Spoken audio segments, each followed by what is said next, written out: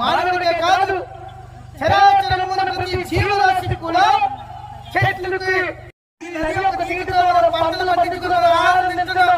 మరి నది తరతరాలుగా ఎన్ని రోజుల పాటు చూస్తుంటే అది తరిగిపోతూ ఉంటుంది. మరి నది తరిగిపోతే ఈ గ్రామం కానీ ఈ నది కానుకున్నటువంటి గ్రామాలు కానీ ఈ ప్రజలు ఎలా జీవిస్తారు? అందుచేతనే ఈ గంగా ఎక్కడ నదులుంటే అక్కడ, ఎక్కడ పాలే జలపాతం ఉంటే అక్కడ ఎవరైతే సాయం సంధ్యా వేళల్లో గంగా ఆరాధిస్తారో ఆ యొక్క గ్రామానికి శుభం జరుగుతుందండి. ఇది సత్యం. ఇది